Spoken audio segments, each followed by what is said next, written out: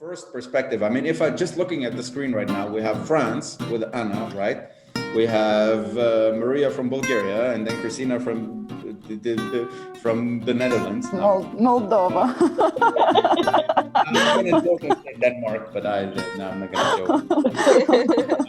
But and for the sake of the diversity, I'll be Lebanese today. So it's not a.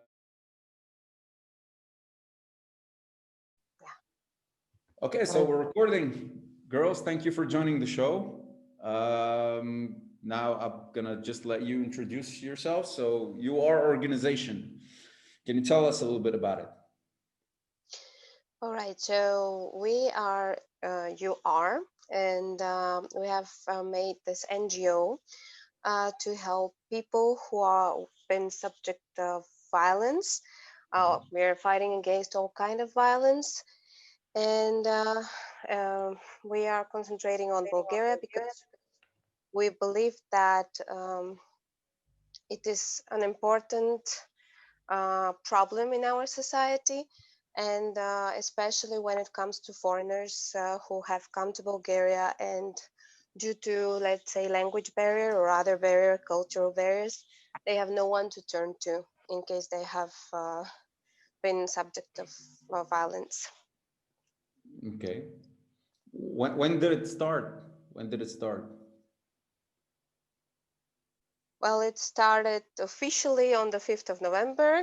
We registered the organization, and for now we have had only one of the events, which was to present the organization. So, and we are going to have series of other events which will be concentrating on therapy, consultations, and workshops and educational programs to which will like actually counter the issue and what are the possible solutions that people can find. Okay, sounds okay.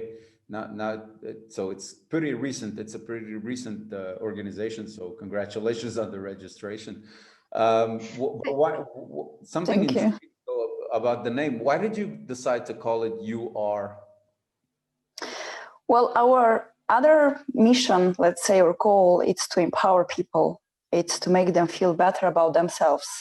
Okay. So to us, UR as a name represent that goal. So, and it also can be used to show people how amazing they are.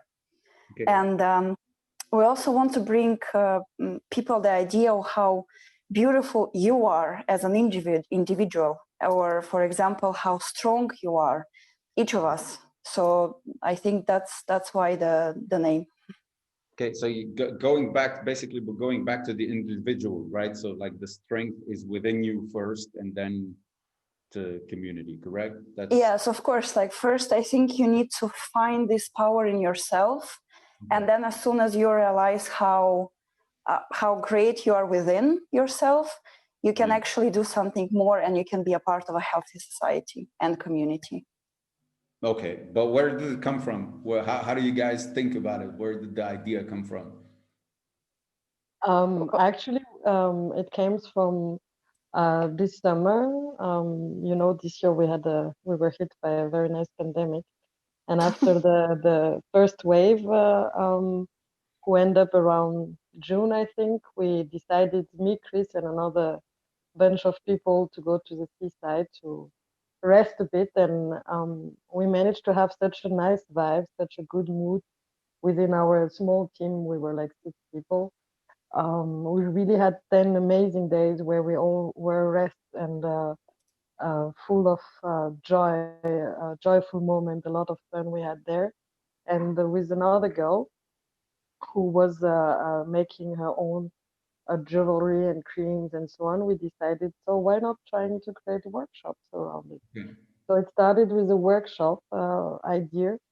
We tried to make some things on our own. It was not very successful, to be honest. It was very we had lots of fun, still enjoying each moment. And the thing was to share these good vibes and these good moods around, to try to show people that, you know what, even if you failed, you are still beautiful and you're still a great person, and we wanted to start with a workshop, and little by little, when talking around us, we decided, okay, we have to create a community. Maybe we can go to the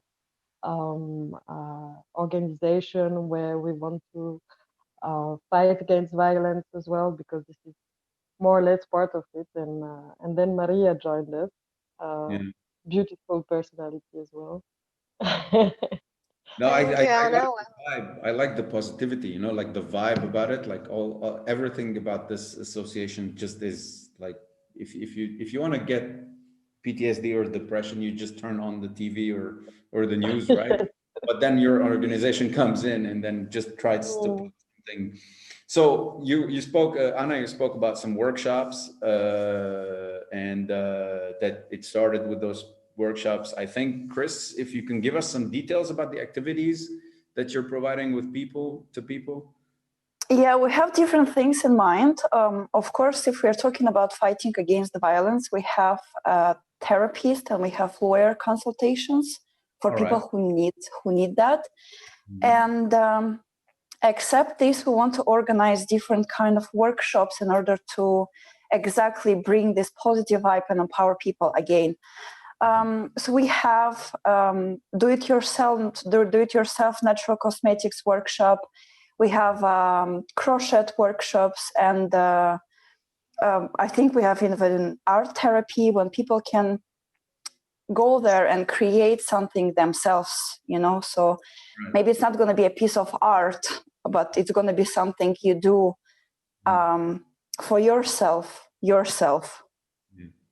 Oh, this was bad. Can we remake it? Yeah, well, no, but yeah, no, the idea actually is, yes, if I'm summarizing a little bit, so you guys just went together and you decided to put in a little bit of more of a practical, I would say, way of fighting, whether it's domestic violence, whether it's violence at work, whether it's violence in society in general, right? And so basically by empowering people to discover some hidden talents, or by empowering them to create, right? That's to create something around Exactly. their To ideas. find themselves in a way that is on one way empowering, on another inspiring, and Right. so they can express themselves in different known for them till now ways, Yeah, because we all have talents. yeah, exactly. We all have talents, and especially now in COVID. I mean, I started this podcast in COVID, so on your line of work, I don't know if the statistics that we're reading are true about domestic violence, about depression at work, about working from home, kind of schizophrenia when people are working from home, they're losing the identity when they're working in their companies. So what would be the impact that you're feeling on the field of COVID to what is it that you're in your line of work? Well, COVID has brought many challenges, I think, to our society, and not only like in the field of work or like how to organize process, but as well in the relationships with people, in all this like families, communities. All this was like in a social isolation, and according to the official statistics, which we can rely, I would say, completely when it comes to the World Health Organization, and who work actually in the field for much more longer than us. For Bulgarian case, they have been 7 women who were killed by their loved ones or by a family member during only the first 2 months of pandemics, which is like, and this is only registered for women. There are no statistics for men as well. And okay, we cannot say that it's a common thing, but still, we see that COVID has challenged even our capabilities of staying on our own. We are individuals. We are with this idea that I'm on my own. I don't owe anyone anything, and they don't owe me anything. But we see that we need each other, and this is what we believe that is part of our as well goal, to show people that develop yourself, find yourself, and we're here for you. You have a community to relate to talk to feel safe and to support you. So it's really a challenge, and especially with this lack of personal meetings, of interaction that we're used to. So we have to go online. We always have to spend all the time in front of the screens, be it phone or computers. And it's really a really big challenge. But I believe that at the same time, it shows us that we can unite and we can stand together and we can find new ways, be more creative. Yeah, I think the most important aspect of human nature that this COVID crisis tackled is the life in community, right? So we're social animals and we used to live in communities. So you have your community at work, you have your community with friends, you have your community at your special event or association, right? And now you're deprived of all this and you have to be in between four walls, because either you're on a quarantine or there's a curfew in your area or something like this. So what you're touching on is I think critical. But so I'm interested now, what would be your next your next practical projects? Like, are we talking about what, workshops, therapy groups? What are we talking about? Just quickly to add on what Maria said, according to the United Nations, violence double in case of emergency situation, in case of, and pandemic is one of them. So when we talk about 7 women, it's around the double that in the past, which is a lot. It's really a lot. So just to give an idea of the rate. Regarding the ideas of development, so of course we want to develop more workshops. We really have a lot of ideas. And actually, a lot of people reaching also out to us every time we start to speak about it. People getting interested and wants to have more workshops. For now, we want to be specialized in English, but we'll see in the future how this will goes on. And also, this is something we would like to do, but it's not like immediate now. We would like to have a shelter. For you to know, as of today in Sofia, we have only 8 beds for crisis centers that are available for domestic violence, in case of domestic violence, which is nothing. So a place, when you talk about, sorry to interrupt, when you talk about a shelter, so you mean like a place where somebody can go if they're facing domestic violence, and then they can just go there and that's it for now? Yes, they can. So there's actually shelter, there is none in Sofia. There is only crisis centers, which are 2 different things. The crisis center is where you go right when something is happening and you don't know where to go, and you can have there, and it's more like for short term. And if it's on the long run, it's gonna be a shelter. So these are the 2 differences, and there is none here. There is only 8 places in a crisis center in Sofia. So, but that's also something more to debate in the future, and eventually, for sure, for 1.3 million inhabitants in Sofia, this is nothing. There is absolutely nothing there. And also the other part that we would like to develop is the educational program for families and kids, schools and so on, because there is really a lack here. And there is something, we really want to strike violence at the very first stage. Not only when it's too late, but maybe to prevent it as well, somehow, some way, because there's really lack of knowledge around it. Okay. So that's our idea. All right. So I think you have a next event. We spoke about this earlier when we met, but you have a next event coming up, Chris, is that right? Yes, we have a next event coming up on 25th of November.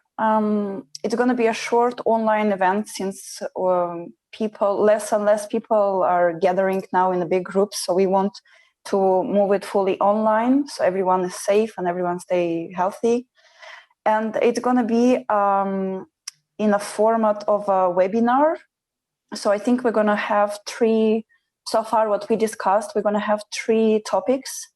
We're going to have people present those topics, and then after each topic, we're going to have a short discussion with the audience. Okay. And let's see how it goes. Yeah. So far, this is it. This is good. This is good. Well, I think hosting it online is something that people will be sensitive to, and actually it will give you more reach in case you cannot host it. Yeah, nowadays I think it's better to do it online. Yeah, yeah, especially with what's going on right now. I think there are new cases rising up in Bulgaria. I don't know how much.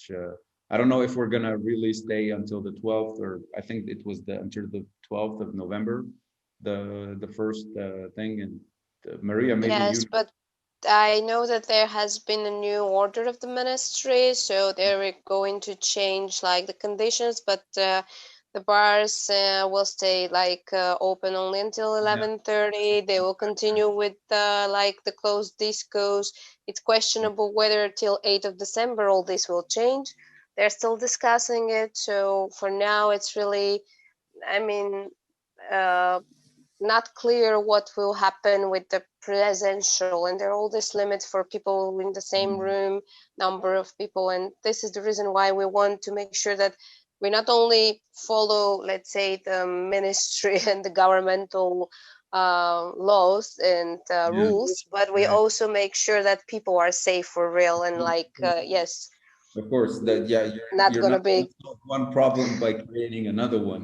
Like it's exactly Yeah, exactly we want to you're solve not gonna problems solve as one much as we problem can. like come here, you'll feel safe with us, and then somebody gets the COVID. Like that's We that won't would take those risks. that would be a shame. Well, listen, this is really awesome. Like this thing, and I think what I can from a first perspective. I mean, if I just looking at the screen right now, we have France with Anna, right? We have Maria from Bulgaria, and then Christina from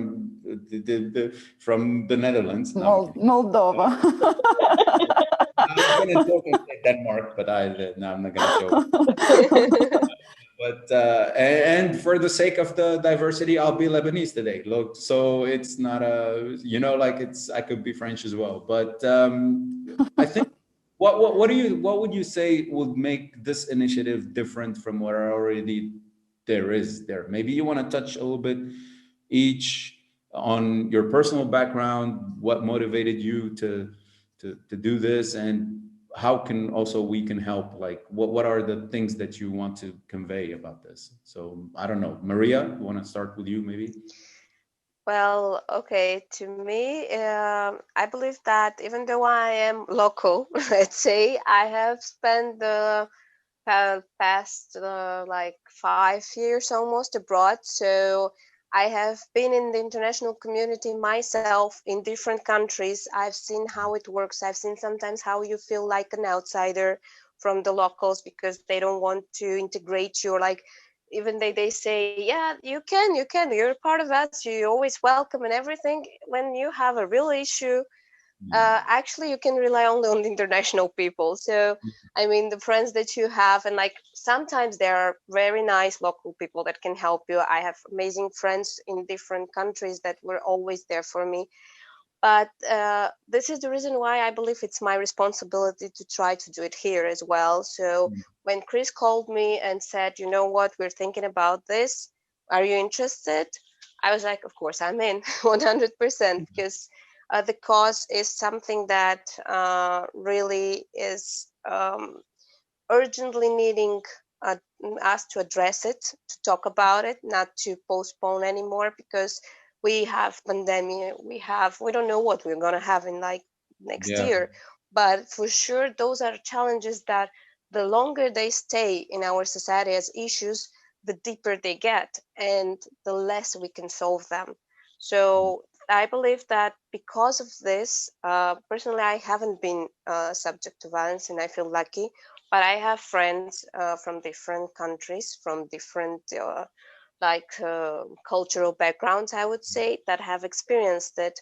And I really felt helpless at certain point because I was looking for answers. I was looking for what can I do, and I couldn't do much. So this is the reason why I was like, okay, this is my chance to do something about it, even with education, by educating the younger generations and the families exactly how to communicate in a non-violent environment.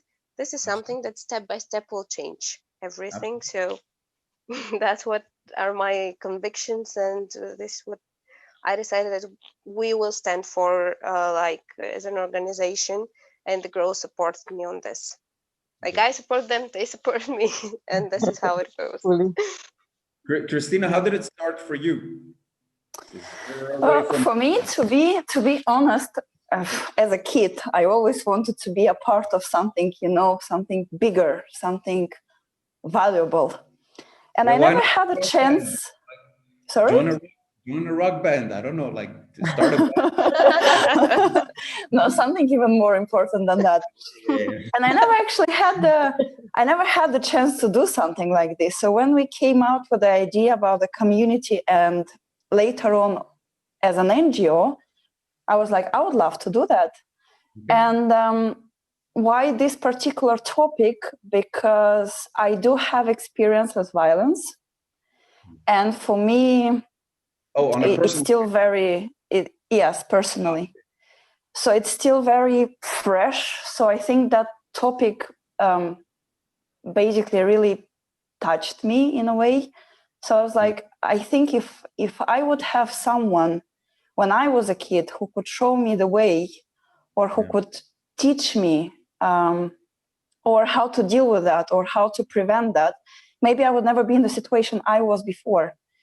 Okay. So for me, it's like, I do want to help people, and I don't want people to be in those kind of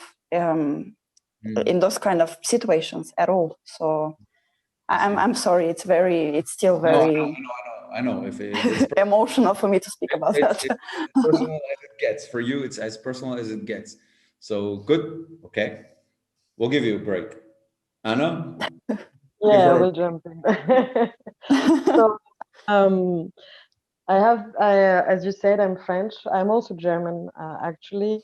So the international community, it's for me since a kid.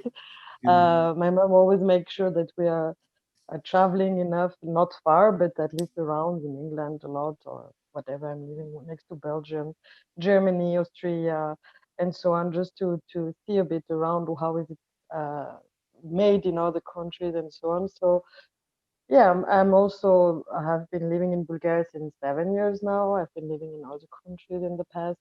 Yeah. And I'm in this kind of way, I'm a bit like this. It's also a personal topic. I was also a victim of violence in the past.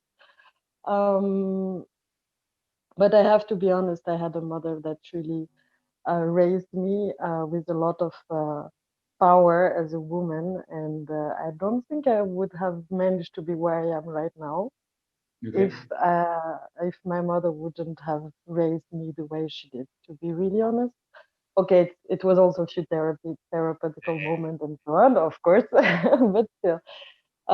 Creating an NGO was something for me that I always wanted to do, and somehow I lost it in the, money making and so on. You need also to have your background and to have your assets in place.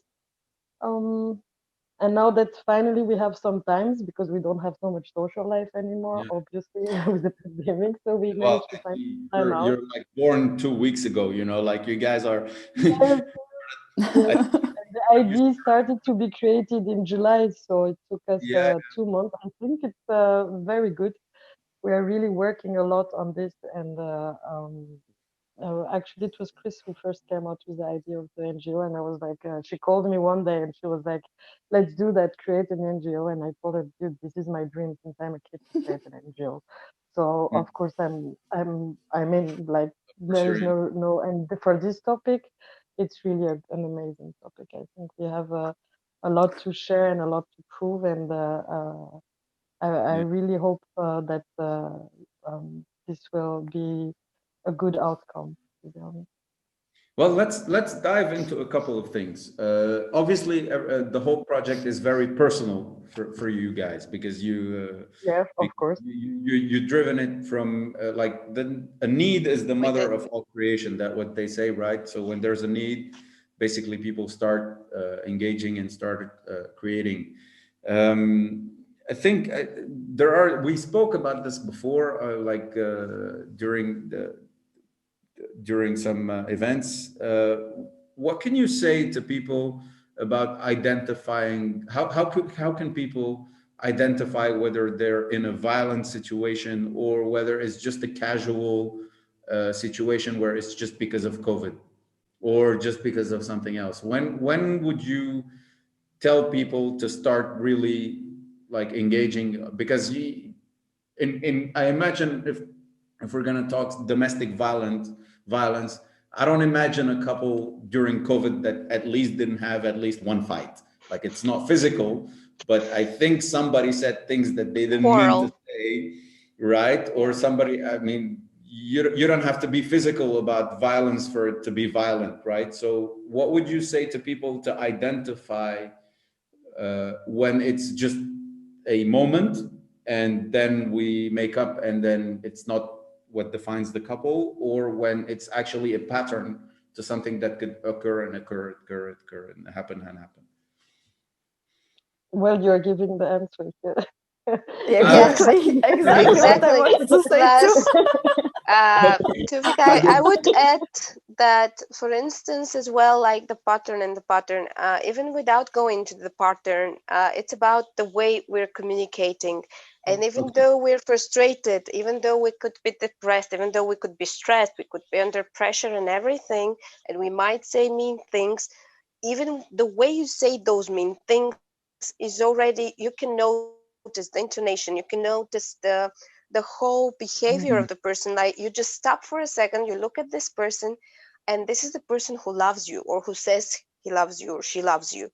So if this person saying something in, like, unconsciously, you will know it, that it was unconscious, that was something on his mind or her mind, that they didn't mean to say this way, but it just came out because they were stressed too.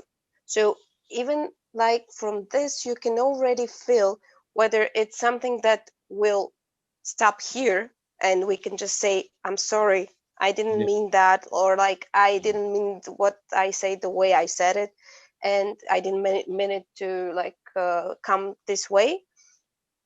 If it's something that, like, afterwards you just, like, put it back in the your wardrobe with skeletons or whatever you want to call it, or under the shit, it's like, and you forget about it, and like in a week or 2 or 3 it comes again, and it becomes exactly this pattern that you described. Mm. So this is very, very crucial to feel whether it's something that is, like, not simply because of the weakness of the other person that Okay. has come out in this moment, but Okay. it's this, let's say, something that is going to explode later Mm, on.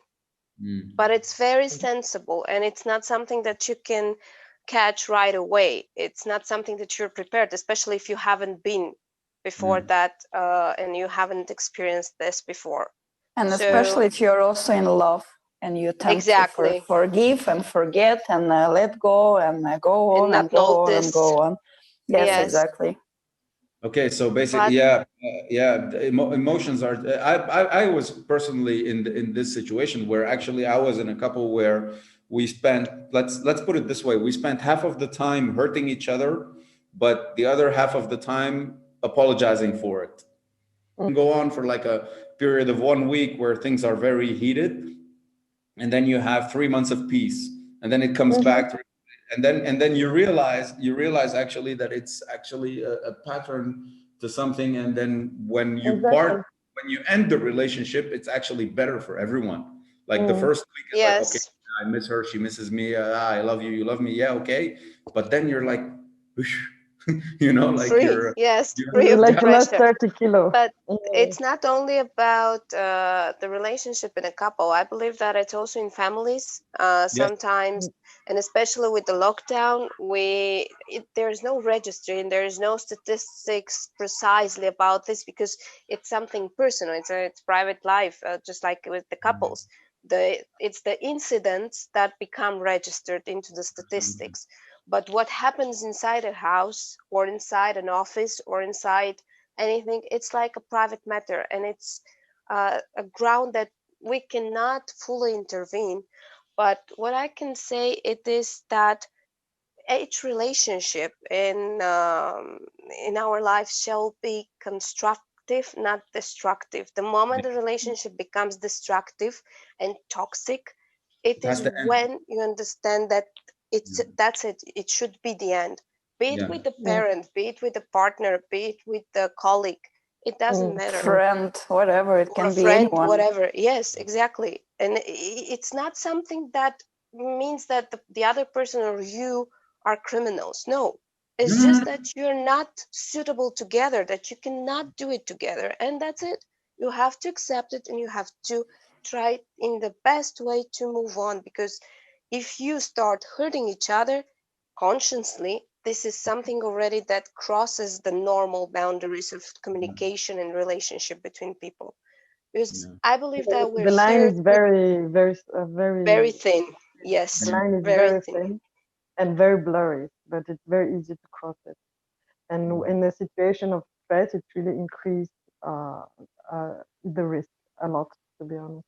Yes, even though we have spoken, and I believe that most of us have seen the whole instructions of how we stay united, of how we should support each other, somehow we still have this switch, and we go to more the wild part than the human part, and we have to me, this is the empowerment that also is very important, to find the human being in yourself and to empower it to be the better part of you, to be the best what you can.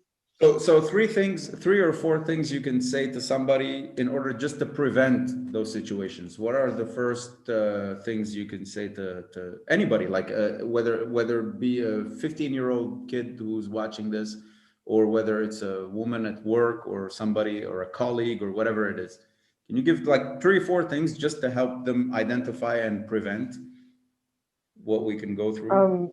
One of the first thing I would say is, like, if you start to feel uncomfortable, and it can be sometimes unconsciously, but if you feel something is not okay, it's already an alarm, and you have to listen to it. When you see a red alarm, you have to think about it. You have to be aware about this, and even if it's becoming repetitive, it's getting more and more wrong. You should be at the very first stage, the first red alarm. You have red alerts sometimes, the first red spots when you find it, and listen also to the others. Sometimes people are telling you, are trying to speak to you. For me, it's like sharing. It's very important as well, because when you're closed in your own kind of circle, bubble, you and your partner, only your family, you don't see how the thing should be done in the right way. So sharing these feelings, sharing this emotional being uncomfortable with someone else, and someone else can give you some insight about, okay, this is not right, or it can be done different way. So you actually start realizing that, okay, there is a problem and I need to somehow find a solution. Okay. So for me, this kind of sharing is also very important for people. To me, the third thing is not to push yourself beyond your limits. We are used to be thought, yes, to be tough, to be strong, to be be it a woman or a man. You can be sensible. We all have emotions. We all have difficulties accepting certain realities, certain things. So it's not a weakness that you're going to be emotional. And if someone tries to somehow punish you or make you feel uncomfortable for this, it's wrong. It shouldn't be like this. Don't push yourself because of the social let's say rules or limits that are imposed on us, because we are human beings. My therapist was always saying that you have to put clear limits and to respect them. Yeah, absolutely. For yourself as well. And I can say it from experience. I've been in situations where actually the damage of staying, whether it's a business relationship or even a work relationship or even a personal relationship, the damage of staying in it was higher than the damage of taking the hit and leaving getting out of it. Right? Like yes, you might have a very tough breakup, right? And it kills you for 3 months and you cannot sleep and you cannot eat and whatever, and you miss the person.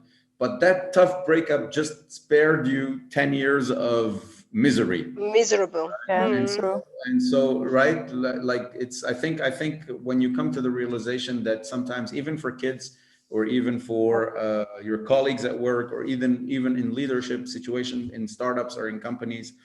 Departing sometimes is the like, it's not called quitting. Oh, you're quitting on us. No, I'm not quitting. I'm just making sure Stepping that away. I'm yes, stepping making away. sure.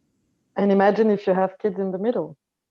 You Yes, have an unhealthy relation, and then you have kids, and you show the unhealthy way of how to be in a relationship with your kids, and then this And continue. you damage them. And this You is a vicious circle which is never ending. You know, ending, you show yes. it to the kids, and kids showing afterwards. So Yeah, Not and then only, it's how you and behave they at have work. only two choices. Either they will become a victim or they will become the perpetrator, let's say, of this. Predator, either a So, predator or yes. absolutely. Exactly. So it's, and I would say that as well, just the last thing that comes to my mind, it is to not judge, to not judge in Yeah. order not to be judged. Stay open-minded, because Yeah. whatever it is, like, don't judge yourself, don't judge the other person in such a way that, like, okay, that is like a killer or something like that. If he just is being rude and he sees that it's out of his comfort zone and just you cannot get along, okay, say, okay, it's not a bad person, just it's not my person. We cannot get into a dialogue with you. Let's move on. You follow your path, I'll follow mine. And Yeah, not just everybody, don't judge. not everybody that rejects emotionally the other person becomes instantly a criminal. You know, like it's not a. Exactly. It's okay to discover. It's okay to discover after 5 years of marriage that that's not the person you want to spend the next 25 years with, without having to play Absolutely. at the person or break the stuff or the house above their heads, right? So, okay. Listen, I think how can people get in touch with you? Your Facebook page? Yes, we have a Facebook page. We're working on the website right now. I'll include it in the links, and then I think this is a wrap up. So people will get in touch with you on Facebook page. The event on the 25th of November. Yeah. Correct. Yes, there will be more Yes. information published on the Facebook page as well. We're working on a website soon. We'll announce it as well. Just hopefully we're as well a little bit, Great. you know, Yeah. not behind, We'll make but sure to like share it as well.